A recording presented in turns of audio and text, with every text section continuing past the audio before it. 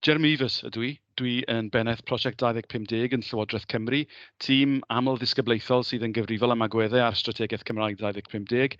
Yng nghyd-destun y recordiad mae heddi, dwi'n gyfrifol am gynllun gweithredu technoleg iaith Llywodraeth Cymru a wedi bod yn cydweithredu gyda Chanolfan Gwasanaethau Digidol Cymru dros y flwyddyn a hanner ddiwetha yn arwain fyny at Steddfod 22 ac yn sgil hynny hefyd.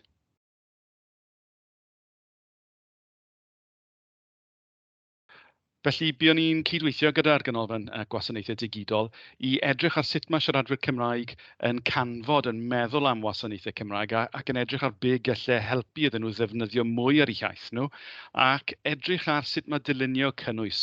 Fel rhan o hynny, be wnaethon ni oedd dod â thriawdau at ei gilydd i edrych ar pwy bynnag oedd wedi creu'r cynnwys gwreiddiol, a mae cynnwys gwreiddiol yn aml iawn yn cael ei greu yn Saesneg, gyda chyfieithydd neu rhywun oedd yn gyfrifol am ochr Gymraeg y gwasanaeth, a rhywun mwy technegol i drafod a mynd trwy wasanaethau linell o'r llinell i weld, wel, wedwch chi hyn yn Saesneg, mae'n gweud hyn yn Gymraeg, ydych chi wedi cael y cysyniad drosodd? Ydy pobl yn mynd i ddeall beth chi'n feddwl fan hyn, neu ai jyst cyfieithiad yw e? Ac mae honno'n broses bwerus iawn iawn iawn. Achos mae yna risg o anfon rhywbeth, rhyw gynnwys gwreiddiol yn unrhyw iaith i gyfieithydd, bod y cyd-destun ddim yn dod nôl yn union fel mae'r iaith wreiddiol.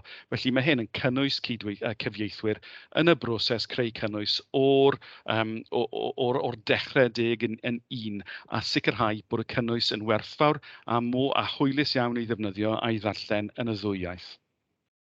Felly, wnaethon ni edrych ar lenyddiaeth oedd wedi cael ei chreu ym myd dylunio yn canolbwyntio ar y defnyddiwr, UX neu User-Centred Design yn Saesneg.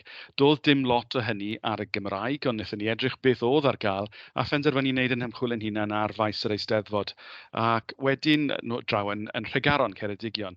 A bydd pobl yn cydweithio gyda'r ganolfan gwasanaethau digidol a ni yn defnyddio iPads i gasglu barn pobl yr eisteddfodwyr gwahanol ynglyn â beth oedd eu barn nhw am y Gymraeg oedd yn cael ei defnyddio, a be bydde'n hwyluso iddyn nhw ddefnyddio mwy ar y Gymraeg.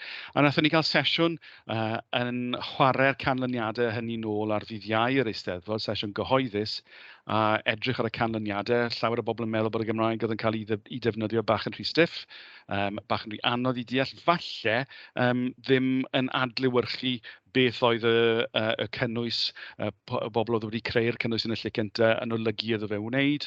A o fyna daeth y cydweithio ar ysgrifennu mewn triawd.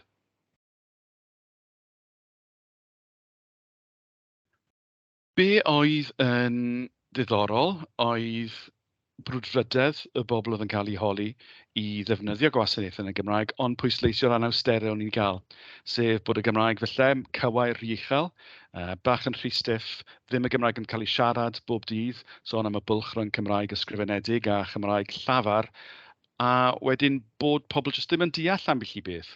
Ac o fyna daeth yr angen i weithio gyda nhw, i weithio mewn triawdau, i ddatblygu'r ddwy iaith, ddwy ochr cynnwys pa wasanaeth bynnag ar yr un pryd mwyn i'r naill iaith gyfoethogi'r llall.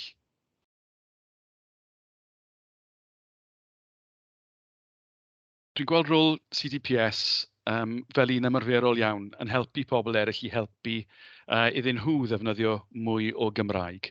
Dwi'n gweld rôl CDPS fel rôl hwyluso, gwneud gwasanaethau Cymraeg a chynnwys Cymraeg yn haws i'w ddatblygu a haws i'w ddefnyddio. A dwi'n gweld ysgrifennu triawd yn rhan ganolog a hollbwysig o'r broses honno.